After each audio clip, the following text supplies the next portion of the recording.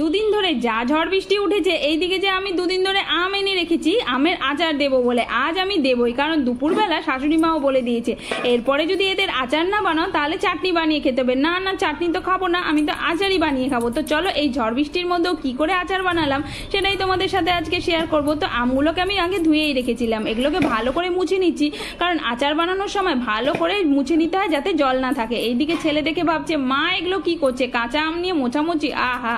তো কি করব, চলো এগুলোকে ঝটপট কেটে নিই।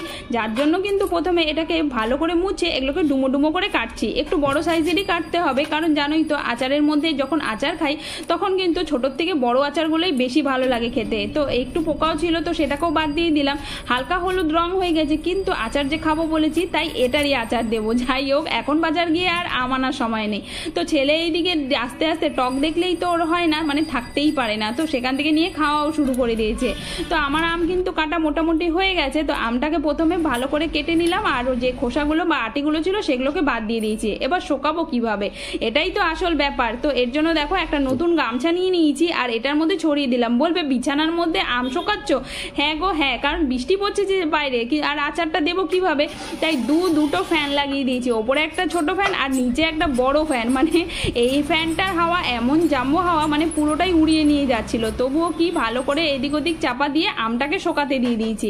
এরপরে নিয়েছি মশলা, আর মশলাতে কি কি নিচ্ছি দেখো এখানে দেখিয়ে দিই। এর মধ্যে আছে জিরে, তার সাথে আছে সাদা সর্ষে, মৌরি আর কালো জিরে। তো জিরে আর কালো সর্ষেটাকে আমি 100 গ্রাম, আর এদিকে মৌরি আর সাদা সর্ষেটাকে 20 গ্রাম নিয়েছি। এখানে নিয়েছি মেথি আর কালো জিরে, কালো জিরের মধ্যে একটু মৌরি পড়ে গিয়েছিল, কিছু মনে করো না কিন্তু।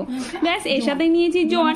আর কি কি লাগবে সেটা কিন্তু শাশুড়ি মা আগেই বলে দিয়েছিল। তো এইখানে অল্প একটু পরিমাণে আমি মেথি বের করে নিচ্ছি, কারণ মেথিটা এতটা লাগবে না, তো মেথিটাকেও কিন্তু ভেজে নেব। তো চলো, যে কোনো আচারে মানে যে কোনো মশলাকেই কিন্তু একটু শুকনো খোলায় ভেজে নিলে সেটা টেস্ট আর মানে গন্ধ দুটোই কিন্তু খুবই দারুণ হয়, তাই হালকা করে এটাকে ভেজে নিচ্ছি।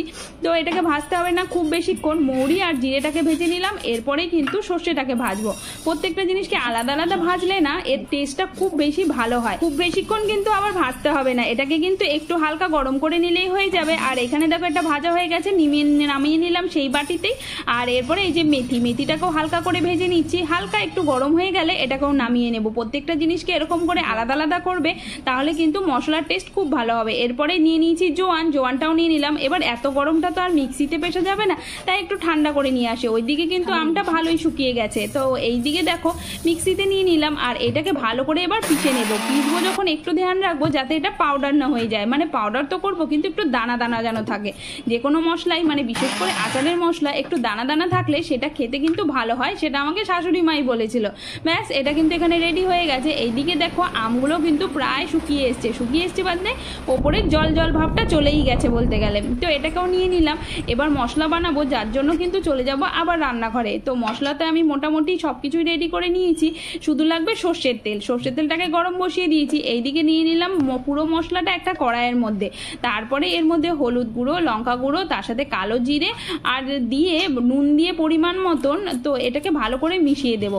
বা আমি কিন্তু 2 কেজি আমের আচার বানাচ্ছি, তা সেই হিসাবেই সব জিনিস দিয়েছি, তোমরা নিজেদের মতন করে হিসাব করে নিও।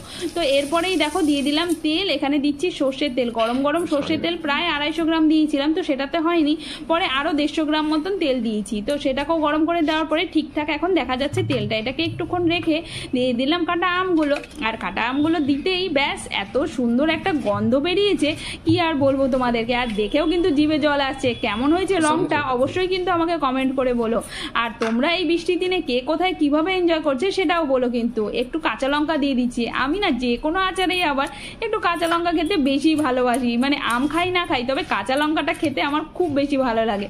তো সেটা আমার জন্যই দিলাম। একটু নুন কম হয়েছিল বলে এর মধ্যে একটু নুনও দিয়ে দিলাম, দিয়ে ওপর দিয়ে হালকা একটু গুড় দিয়ে ভালো করে নাড়াচাড়া করে মিশিয়ে দিয়েছি। গুড়টা কিন্তু শাশুড়ি মাই দিতে বলেছিল। ব্যাস, প্রত্যেকটা জিনিস মিশিয়ে দেওয়াতে আমার এক কড়াই আচার রেডি। আহা, এত সুন্দর গন্ধ, বাহ! এটাকে একটুখানি রোদে দেবো 1-2 দিন, তাহলেই কিন্তু আচার খাওয়ার জন্য একদম রেডি। কেমন লাগলো ব্লগটা নিশ্চয়ই বলো। আজকের জন্য টাটা।